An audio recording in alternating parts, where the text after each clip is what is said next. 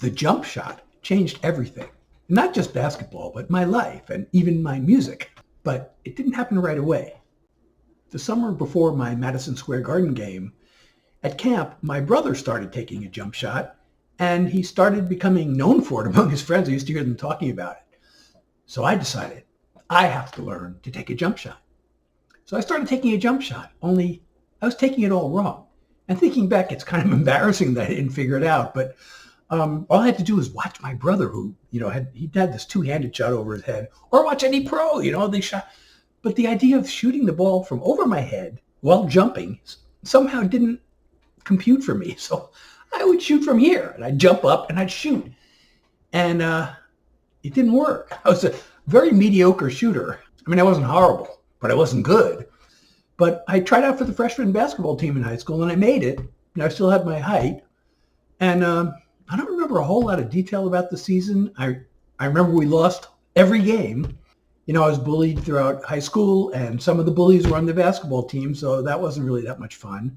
The coach was good to me, though. He was actually my algebra teacher, and I was one of the top math students, so, he was a nice guy, so that was good. I do remember before the first game, we had a practice, and the team was at one end of the court, and the cheerleaders were practicing at the other end of the court, and each player got introduced with a cheer at the beginning of each game, and they were practicing that. So each cheerleader had the name of one player assigned to them. And I remember this one cheerleader in a very loud voice going, "Who the hell is Seth Jackson?" That made me feel really wonderful. But during the season, I didn't score more than 6 points in a game. Then next summer, I went to a different summer camp, Camp Wayne.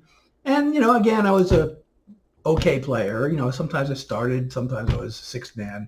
But sometime must have been right after that. I was at home. We had moved to the suburbs, and we had a bigger house and a bigger driveway. So there was room for a basketball court. My father put one up for us so we could practice. One day I was practicing my lousy jump shot.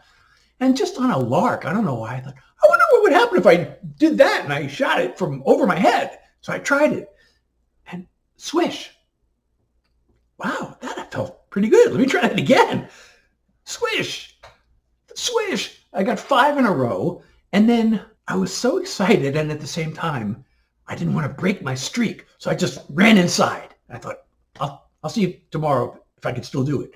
And I went out the next day, and I could still do it. It was kind of weird, though. Like, I would lose the feel every once in a while, and then I'd get it back. And I spent like so much time over the years trying to figure out when I was shooting well, trying to memorize the motion so I could always be consistent. But for some reason, I could never get it completely committed to muscle memory where I could just remain consistent all the time. So I considered myself a streak shooter. But as I'll explain later, this jump shot became really important to my self-esteem. And so when I couldn't shoot, it became depressing, and, I lost my shot. It's actually still a joke between me and my brother. I can say, hey, I lost my shot, and we can laugh about it now. But it wasn't really funny then.